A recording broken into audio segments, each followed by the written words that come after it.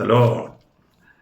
Jail से ले आने वाला प्रभु यीशु मसीह की अति पवित्र नाम में सब पवित्र लोगों को मसीह वंदना देता हूँ। प्रभु की बड़ी दया है कि प्रभु ने और भी एक दिन हमारे आयु में प्रभु ने ध्यान दिया, और प्रभु का पवित्र उपस्थिति में रहना भक्तों के लिए कितना अच्छी बात है। आसाव 73 का 28 में कहता है कि तेरे निकट रहना मेरे लिए भला है। एक भक्त को प्रभु का निकट रहना सबसे अच्छी बात है, क्योंकि प्रभु की आलोचना प्राप्त करना, प्रभु से सुनना एक इतना बड़ी बात है। हमको सुनना है तो सबसे महान व्यक्ति का सुनना चाहिए। तो आज प्रभु का आत्मा में मुझे प्रेरणा मिला हुआ एक छोटा भाग इब्रानियों का पत्र उसका पहला अध्याय का 1 से 3 तक का वचनों से 7 बातें मैं आपको बताना चाहता हूँ। 7 बातें बहुत उत्कृष्ट बातें हैं, तो वो बातों पर हम ध्यान करने के लिए चाहता है। हम पढ़ेंगे इब्रानियों का पत्र उसका पहला अध्याय 1 से 3 वचन। पूर्व युग में परमेश्वर ने बाप दादों से थोड़ा थोड़ा करके और भांति भांति से भविष्य वक्ताओं के द्वारा बातें कर इन अंतिम दिनों में हमसे पुत्र के द्वारा बातें की, जिसे उसने सारी वस्तुओं का वारिस ठहराया और उसी के द्वारा उसने सारी वस्तु की रचना की है।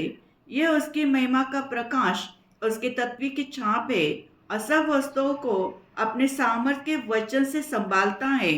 वह पापों को धोकर ऊंचे स्थान पर महामहिमा के दाहिनी ओर जा बैठा। Praise the Lord. देखिए, इस वचन के अंदर से हमारा प्रभु यीशु मसीह का महत्वपूर्ण 7 बातें मैं आपको बताना चाहता हूँ।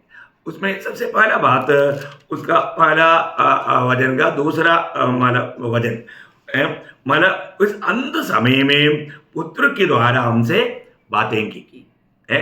इस अंतिम दिनों में हमसे पुत्र के द्वारा बातें की। देखा, तो अभी आपको मालूम है जब यीशु मसीह ये दुनिया में था, दुनिया में रहने के समय में यीशु मसीह के द्वारा पिता बात कर रहा था। एक्चुअली यीशु मसीह ने स्वयं बात नहीं किया।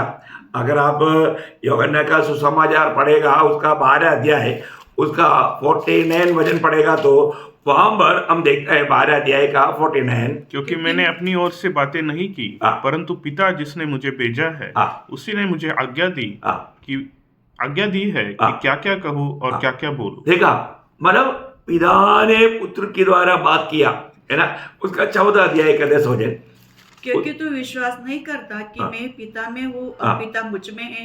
ये बातें जो मैं तुमसे कहता हूँ अपनी ओर से नहीं कहता, परंतु पिता मुझ में होकर अपने काम करता है। देखिए, बहुत वजन है, मैं आपको ज्यादा रेफरेंस देने की जरूरत नहीं। मैं एक बात आपको बताना चाहता हूँ। प्रभु यीशु मसीह जब बात कर रहा था तो एक प्रकार कौन बात कर रहा था? पिता बात कर रहा था, है ना।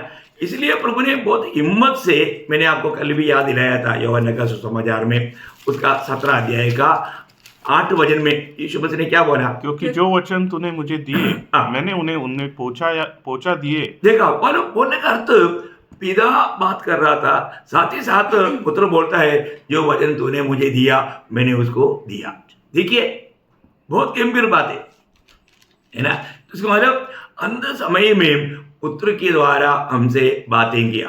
आपको मालूम है बाइबल एक भविष्यवाणी का किताब है। ये लिखने के समय में तकरीबन आधा भाग बाइबल का भविष्यवाणी की बातें था, है ना।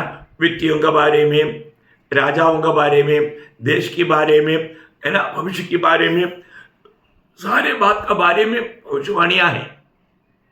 ये सारे भविष्यवाणियाँ बहुत से पूरा होते गया। अभी जो बाकी है वो भी जल्दी पूरा हो जाएगा। बहुत अद्भुत बात है ना। ये वचन को जानना कितना श्रेष्ठ बात है।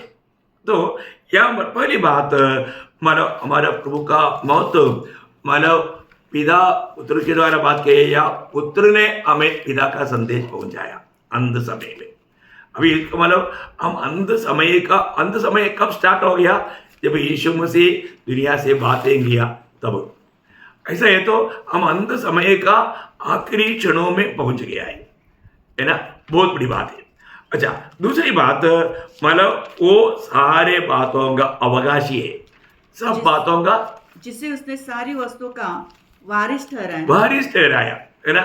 सारे वस्तुओं का वारिस, बोलने का मतलब वो सबके ऊपर अभी अधिकारी है, उसके हाथ में अभी सब कुछ है, वो सर्वाधिकारी है ना। प्रभु यीशु मसीह जी उठने के बाद में कहा हुआ शब्द आपको याद है, मत्ती 28 अध्याय का 18 वचन है ना, स्वर्ग और पृथ्वी का सारा अधिकार मुझे दिया गया। देखिए स्वर्ग में पृथ्वी में जहां पर भी जो कुछ भी होता है सब प्रभु की कहने से होता है ना, सब प्रभु के कहने से होता।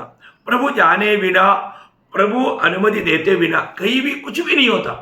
वो आज मानो भारत में भी या दुनिया भर में जब 198 राज्य है, ये राज्यों में जो भी प्रधान है वो लोगों को कौन नियुक्त करता? वास्तव में प्रभु ने नियुक्त करता। प्रियो, प्रभु की इच्छा में ही एक व्यक्ति का नियुक्ति होता।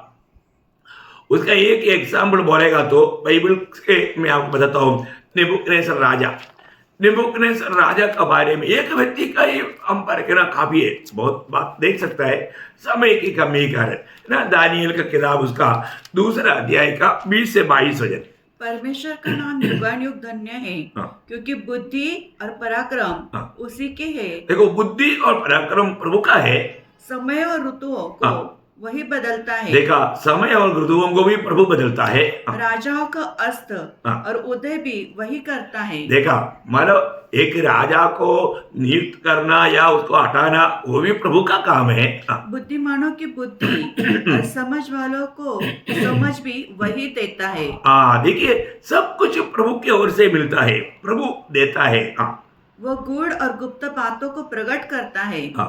वो जानता है कि अंधेरे में क्या है और उसके सदा प्रकाश बना रहता है।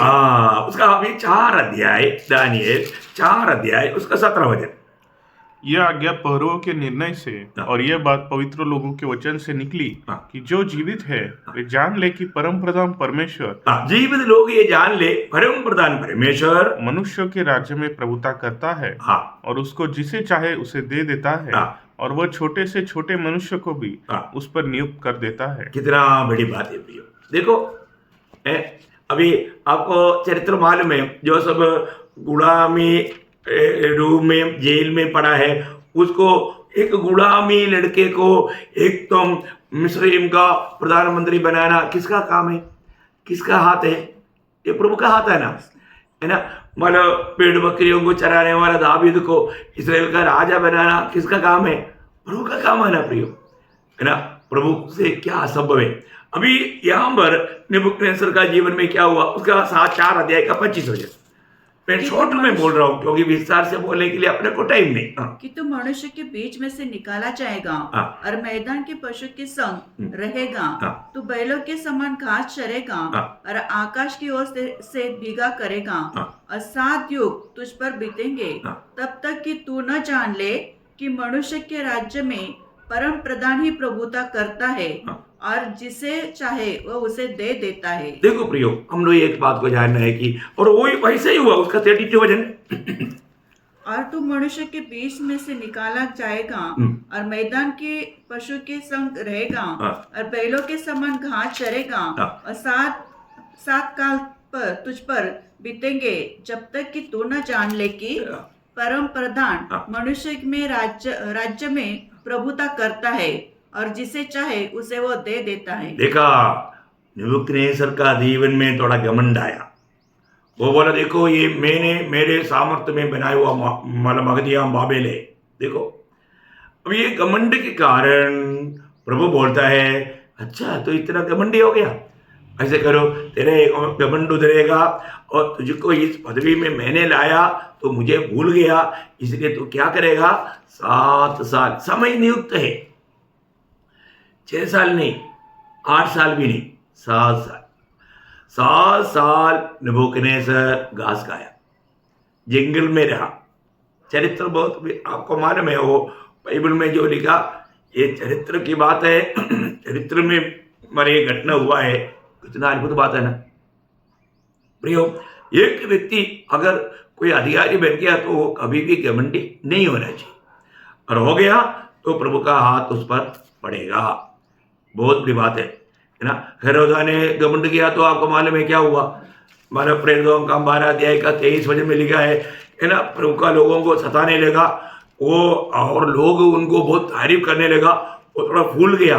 इसलिए क्या हुआ, उसी क्षण प्रभु के एक स्वर्गदूत ने तुरंत उसका मारा, क्योंकि उसने परमेश्वर को महिमा न दी, और वह कीड़े पड़ के मर गया। देखा, सभी लोग मरने के बाद कीड़ा पड़ता, पर जो एक कीड़ा भर भर करके वो कीड़ा खाते खाते खाते वो मर गया। देखो कितना अद्भुत बात है ना प्रियो। कभी भी घमंडी ना हो, है ना, प्रभु के उपस्थिति में हमें कितना नम्र बनना।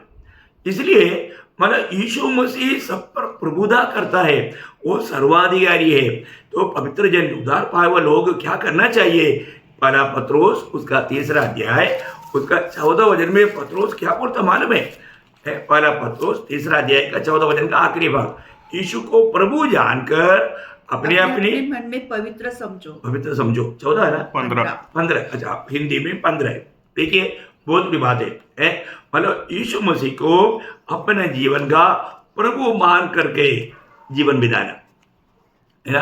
इसके मतलब यीशु मसीह को अपने जीवन का प्रभुता देना। आज कई लोग प्रभु प्रभु कहता है, परंतु प्रभु का बात नहीं मानता। ऐसा लोग प्रभु का जन नहीं है प्रियो। आज ऐसा मतलब लोग दुनिया में बहुत फेमस है, परंतु वो प्रभु का लोग नहीं। आज भी सिर्फ दुनिया के सामने अपने आप को शो करने के लिए बहुत प्रकार लोगों में घमंड की आत्मा काम करता है। इसलिए प्रभु ने मत्ती 7 अध्याय में उसका मतलब 21 से 23 तक वचनों में प्रभु ने क्या बोला, आपको याद रहना प्रियो, सिर्फ प्रभु कहना काफी नहीं। जो मुझसे हे प्रभु कहता है, उसमें से हर एक स्वर्ग के राज्य में प्रवेश न करेगा, परंतु वही जो मेरे स्वर्गीय पिता की इच्छा पर चलता है। देखिए यहाँ पर जो प्रभु प्रभु कहता है ना, उसका कर्तव्य क्या है, प्रभु की इच्छा में चलना है। इसलिए प्रभु प्रभु कहता है, परंतु प्रभु की इच्छा में अगर नहीं चलता तो उनका क्या होगा, वो लोग नहीं जाएगा। अभी आगे का बात ध्यान से सुनिए। उस दिन बहुत से लोग मुझसे कहेंगे, हे प्रभु, क्या हमने तेरे नाम से भविष्यवाणी नहीं की, और तेरे नाम से दुष्ट आत्मा को नहीं निकाला, और तेरे नाम से बहुत से अच्छे कर्म नहीं किए? तब मैं उनसे खुलकर कह दूंगा, मैंने तुमको कभी नहीं जाना, हे कुकर्म करने वालों, मेरे पास से चले जाओ। देखा प्रियो, आज आपको मालूम है आत्मिक दुनिया में यही लोग अधिक है। ये ऐसे लोगों के पीछे लोग बहक रहे हैं, चिन्ह चमत्कार के पीछे, झूठे भविष्यवाणियों के पीछे। कितना दुखदायक बात है प्रियो, वेदनाजनक बात है। और लोग भी सोचते हैं कि लोगों से बहुत शाबाशी मिलता है और दुनिया का फायदा मिलता है, इसलिए लोग बहक जा रहा है, शैतान उनको बहका रहा है। प्रभु बोलते मैं तुम्हें कभी नहीं जाना। ऐसा है क्या? प्रभु सबको जानता, नहीं तो प्रभु ये नहीं बोलता कि कुकर्म करने वाला वो कुकर्म करता है करके वो जानता है ना, तभी तो बोला। तो बहुत बड़ी बात है। मैं एक बात आपको बताना चाहता हूँ, आज मेरे जीवन में यीशु मसीह को मेरा प्रभु मान करके मैं जीवन बिताता है कि नहीं, ये बात को परखना। ओके, तीसरी बात, उसी पहला अध्याय का 2 वचन का आखिरी भाव में, उसकी द्वारा दुनिया, और उसी के द्वारा उसने सारी सृष्टि की रचना की। उसकी द्वारा सारा सृष्टि बनाया। देखिए वो कौन है?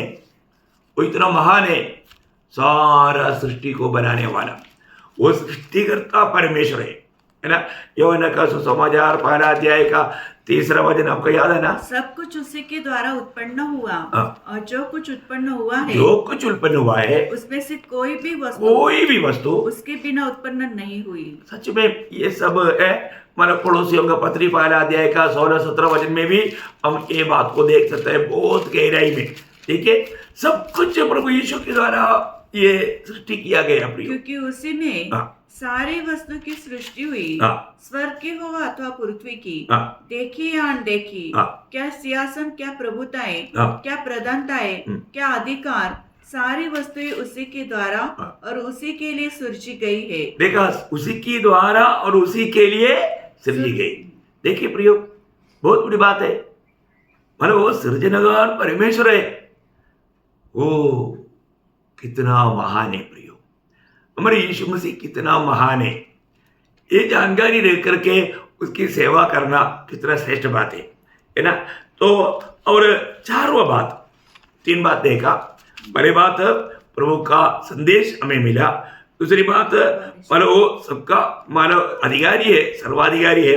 तीसरी बात उसके द्वारा सब कुछ सृजा गया। और चौथी बात वह उसका महिमा का तत्व की छाप तत्व की छाप है उसका महिमा का तत्व की छाप है। उसका अर्थ क्या मालूम है? परमेश्वर का ईश्वरीय सत्ता है, वो ईश्वरीय गुण में वो भरा हुआ है। ये बहुत अद्भुत बात है ना प्रियो। ईश्वर का गुण कैसे क्या है ये देखना है तो यीशु मसीह को देखना, क्योंकि कोलोसियों का पत्री 2 अध्याय उसका 9 वचन में हम पढ़ता है, कोलोसियों 2:9, क्योंकि उसमें ईश्वर की सारी परिपूर्णता सहदया वास करती है। देखा बोलने का अर्थ क्या है प्रियो? परमेश्वर का सारे गुण मनुष्य रूप में वास करने वाला अवस्था मसीह में दिखता। देखिए यीशु मसीह में परमेश्वर का सारा गुण देह रूप में वास करता, देह रूप में वास करता। तो यीशु मसीह वास्तव में कौन है? उसका पहला अध्याय, कोलोसियों पहला अध्याय उसका 15 वचन। वह तो अदृश्य परमेश्वर का प्रतिरूप और सारी सृष्टि में पहलौठा बस है। वो अदृश्य परमेश्वर का प्रतिरूप, प्रतिरूप मीन्स फोटो। देखिए कितना अद्भुत बात है। कोई मेरा फोटो निकालेगा तो मेरे जैसे दिखेगा, तो परमेश्वर का वो फोटो है। आप देखिए वो परमेश्वर का फोटो है ना। इसलिए ये जो वचन हम देता है हम मसीह को देता। वहां पर 2 कुरिन्थी 4 अध्याय 4 वचन में पौलुस कहता है, ताकि मसीह जो परमेश्वर का प्रतिरूप है। देखा मसीह कौन है? परमेश्वर का प्रतिरूप, परमेश्वर का प्रतिरूप। प्रियो दुनिया में किसी ने परमेश्वर को देखा नहीं। परमेश्वर को देखना है तो यीशु मसीह को देखना, क्योंकि यीशु मसीह में सारे परमेश्वर तो देह रूप में वास करता। इसलिए यूहन्ना 1 अध्याय का 18 वचन आपको याद होगा, परमेश्वर को किसने कभी नहीं देखा। एकलौता पुत्र जो पिता के गोद में है उसी ने उसे प्रकट किया है। देखा यीशु मसीह ने उस पिता को प्रकट किया है। प्रियो मसीह को जो जानेगा वही पिता को जानेगा। इसलिए यीशु मसीह ने यूहन्ना 10:30 में बोला ना, मैं और पिता एक है, मैं और पिता एक है। जिसने मुझको देखा वो पिता को देखा। बहुत बड़ी बात है प्रियो हमारे जीवन में, हमको ये बात को जानना। आज यहाँ पर हम क्या देखता, वो उस महिमा का तत्व का छाप है। बोले का मतलब ईश्वर का सारे सत्ता उसमें है, ईश्वर का सारा गुण उसमें है। वो हमारे प्रभु यीशु मसीह कितना महान है प्रियो, कितना महान है। 5वीं बात उसका इब्रानियों 1 अध्याय का 3 वचन का शुरुआत, सब कुछ उसकी और सब वस्तु को अपने सामर्थ के वचन से संभालता है। हाँ देखा, सब वस्तुओं को प्रभु अपने वचन के सामर्थ्य में संभालता। आप देखिए अब इस आकाश विधान में देखिए कितनी करोड़ों तारागण है, ये सब चल रहा है, घूम रहा है ना। हम लोगों को जो प्रकाश मिलने वाला सूरज एक छोटा तारा है, बाकी ताराओं की अपेक्षा एक छोटा तारा है। इसे कई गुना बड़ा तारा आकाश विधान में है। और ये सूरज 1 घंटे में 5 लाख किलोमीटर स्पीड में घूमता। कितना? 5 लाख, साइंस बोलता।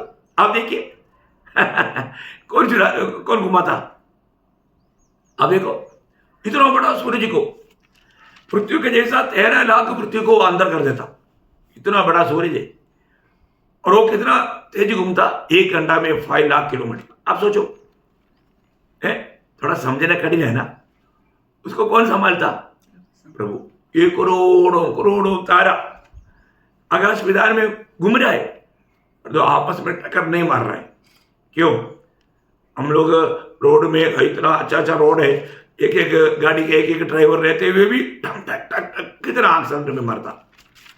आप देखो प्रियो, प्रभु इन सब को संभालता, इन सब को संभालता। आप देखिए बहुत बड़ी बात है ना। प्रभु का वचन कितना सुंदर है, हमारे प्रभु कितना महान है प्रियो, कितना महान है। ओके, 6वीं बात मैं आपको बताना चाहता हूं, नहीं सॉरी, मतलब उसका सामर्थ्य में प्रभु संभालता। अभी प्रभु जब आएगा तब प्रभु का सामर्थ्य हमारे जीवन में प्रकट होने वाला है। कैसे प्रकट होगा है ना? फिलिपियों का पत्री उसका 3 अध्याय उसका 21 वचन, वह अपनी शक्ति के उस प्रभाव के अनुसार, देखो, प्रभु का शक्ति का उस प्रभाव के अनुसार, जिसके द्वारा हाँ। वह सब वस्तुओं को अपने वश में कर सकता है, हाँ। हमारे दीनहीन देह का रूप बदलकर, देखा, हमारा दीनहीन देह का रूप बदलकर अपनी महिमा के देह के अनुकूल बना देगा। वाह वाह वाह वाह वाह, कितना अद्भुत बात है प्रिय, कितना अद्भुत बात है। देखिए, एक मुर्दा को जलाने के लिए दुनिया में कितना शक्ति है, सारा शक्ति इकट्ठा होगा तो भी एक मुर्दा को नहीं जला सकता। पर तो प्रभु का उस महान सामर्थ्य, जब प्रभु आएगा,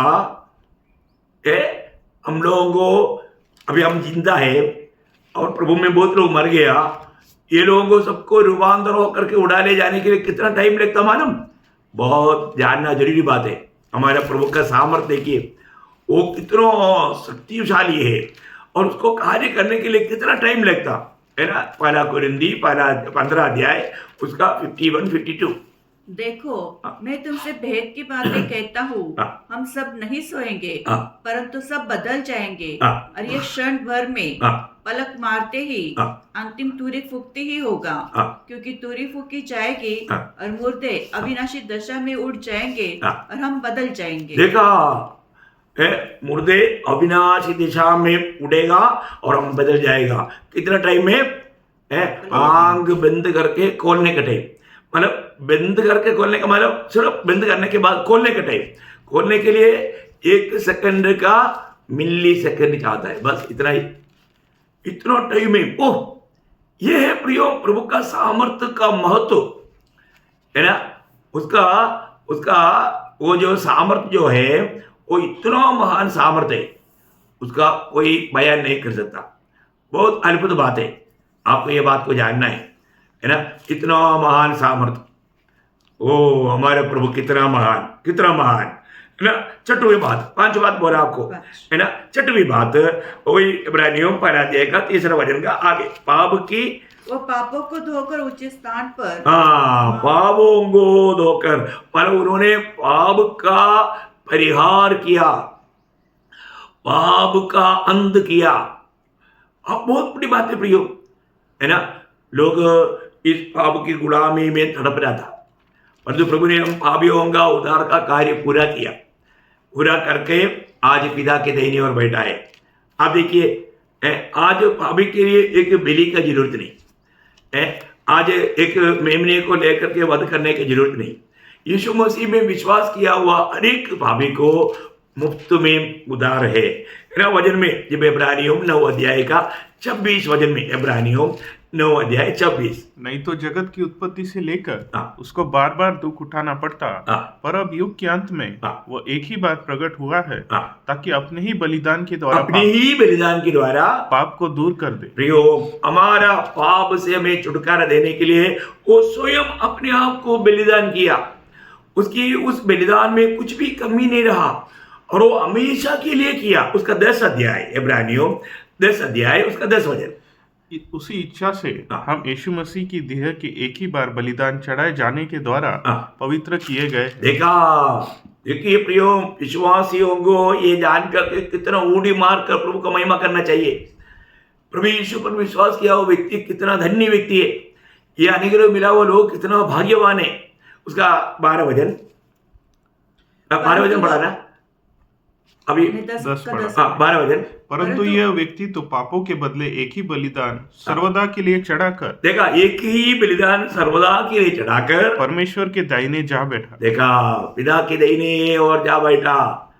प्रियो, प्रभु ने जो किया हमारे लिए, उसका 14 वचन, क्योंकि उसने एक ही चढ़ावे के द्वारा हाँ। उन्हें जो पवित्र किए जाते हैं हाँ। सर्वदा के लिए सिद्ध कर दिया। सर्वदा के लिए सिद्ध कर दिया। अभी कुछ भी करने की जरूरत नहीं प्रियो, वो किया हुआ उस बलिदान पर हमें सिर्फ विश्वास करना काफी है। देखिए, आज भी लोग, कोई भी मरता है पापों में, भी पापों में मरता है, नरक में जाता है, कारण उन्होंने इस बलिदान पर विश्वास नहीं किया। आज एक पापी नरक में जाने के एकमात्र कारण प्रभु ने हमारे लिए किया हुआ एक सच्चाई पर विश्वास नहीं किया। प्रियो, ये सच्चाई सबको बताना हमारा काम है। किसने उद्धार पाया? आज भी पिता के दाहिने ओर वो बैठा है। जो भी यीशु मसीह के निकट आएगा उसको बचाने के लिए वो तैयार है। हमें अपने आप को परखकर देखना है मैं प्रभु के पास आकर के मैंने इस उद्धार को हासिल किया है कि नहीं। कितना श्रेष्ठ बात है। क्या आपको मालूम है यीशु मसीह के जन्म के समय में स्वर्गदूत ने उसका पुत्र का नाम क्या रखना करके बोला, क्या रखने के लिए बोला? यीशु। यीशु करके क्यों बोला? यीशु नाम का अर्थ बहुत गहरा है। उसका मत्ती 5:21 हो जाए कि तू उसका नाम यीशु रखना, हाँ। क्योंकि वह अपने लोगों का हाँ। उनके पापों से उद्धार करेगा। देखा प्रियो, वो नाम अनर्थ हो गया या पूर्ण हो गया। वो सच में वो वजन, वो नाम का महत्व हो गया, क्योंकि वैसा ही हुआ उस नाम में। इसलिए अनेक भविष्यवक्ता प्रेरितों का काम 10 अध्याय 43 वचन में माला उठाता है। अनेक भविष्यवक्ता ये गवाही देता है उसके नाम से हमें पाप क्षमा है ना। 10 का 43 उससे सब भविष्य वक्ता गवाही देते हैं हाँ। कि जो कोई उस पर विश्वास करेगा हाँ। उसको उसके नाम के द्वारा पापों की क्षमा मिलेगी। देखा, उस नाम के द्वारा पाप क्षमा, उस नाम के द्वारा प्रियो, और कोई नाम नहीं है ना। आकाश के नीचे हम मनुष्यों के बीच में उद्धार पाने के लिए कई नामों में एक नाम नहीं, एकमात्र नाम, वो है प्रभु यीशु का नाम। वो यूहन्ना भी, पहला यूहन्ना 2 अध्याय 12 वचन में जब यूहन्ना विश्वासियों को पत्र लेने के टाइम पर कहता है, हे बालकों, हाँ। मैं तुम्हें इसलिए लिखता हूँ हाँ। कि उसके नाम से हाँ। तुम्हें पाप क्षमा हुई है। देखा, उसके नाम से तुम्हें पाप क्षमा हुआ। प्रियो, यीशु मसीह के, अभी कई लोग बोलेगा हाँ मैंने भी उद्धार पाया, तो उनको पूछना है किस नाम से है? ये दुनिया में और कोई भी नाम नहीं प्रियो, है ना। हमें मालूम है एकमात्र नाम में उद्धार है, और उस नाम से हमने उद्धार पाया। और दुनिया में कहीं भी जाएगा तो वही आपको गवाही मिलेगा, और कोई भी ये सच्चाई, ये गवाही नहीं दे सकता। तो वो यीशु मसीह के नाम पर ही सिर्फ उद्धार है। वही एकमात्र पापियों को बचाने वाला, छुड़ाने वाला परमेश्वर है। इतना बड़ी बात है। आखिरी बात भी मैं बोल करके जल्दी समाप्त करना चाहूंगा। उसका 7वां बात, मतलब उसका 3रा वचन का आखिरी भाग, वो उड़ करके दाहिने ओर बैठा है। वो उड़ करके महिमा की दाहिने ओर जा बैठा। प्रेज़ लॉर्ड है।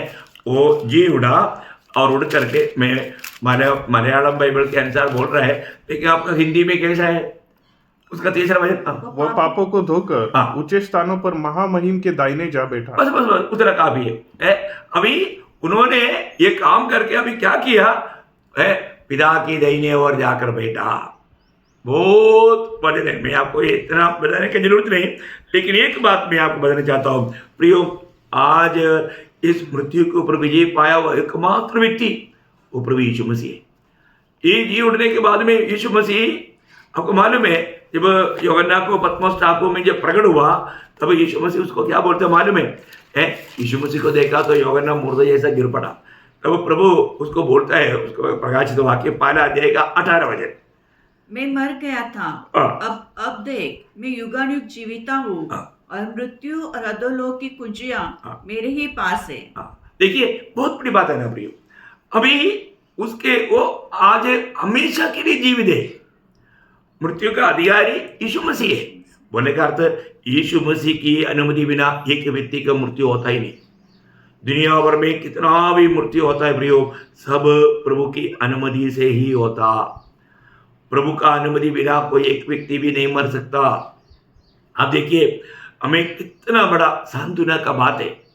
हम लोग कभी भी मृत्यु के बारे में कोई टेंशन लेने का जरूरत नहीं, क्योंकि प्रभु की अनुमति बिना हमारा मृत्यु नहीं होगा, क्योंकि मृत्यु के अधिकारी हमारे प्रभु यीशु मसीह है। तो सबसे बड़ी बात यह है प्रियो, आज ये पीढ़ी प्रभु का आगमन का पीढ़ी है। मैं आपको बार बार बोलना चाहता हूँ, हम प्रभु के आगमन की बहुत ही निकटता में आज भी प्रभु आ सकता है। और प्रभु ने हमें वचन दिया है यूहन्ना 14:3 में कि जहाँ मैं हूँ वहाँ तुम भी रहने के लिए मैं फिर से आकर के तुम्हें ले जाऊंगा। ये प्रभु ने वायदा दिया। आपको मालूम है, वायदा देने वाला जिंदा नहीं तो क्या आशा रखना। तो हमारा प्रभु जिंदा प्रभु है, मृत्यु के ऊपर विजय पाया हुआ प्रभु है। वो अपना वचन को पूरा करने के लिए आने वाला है। तो इसलिए अपना प्रभु कितना महान है प्रियो। मैं आपको 7 बात बोला। पहले बात, इस अंत समय में पुत्र के द्वारा पिता ने हमसे बातें किया। बहुत बड़ी बात है, पुत्र के द्वारा बातें किया। दूसरी बात हमने देखा, वो सारे बातों का अवकाशी है या सर्वशक्तिमान है, उसके अधिकार में सब कुछ है। तीसरा हमने देखा कि उसके द्वारा ये सारा सृष्टि बनाया गया, वो सृष्टिकर्ता परमेश्वर है। चौथी बात हमने देखा वो महिमा का छाप है, बोले का मतलब परमेश्वर का मतलब सत्ता है, परमेश्वर का गुणों से भरा हुआ है। वो कितना अद्भुत बात है, उसके अलावा हम किसी में वो बात को देख ही नहीं सकता। और पांचवी बात, वो सबको अपना सामर्थ्यवान वजन से संभालता है, मतलब सारे चीजों को कंट्रोल करने वाला है ना, मतलब चलाने वाला है, मतलब नियंत्रण में रखने वाला, वो हमारे यीशु मसीह है।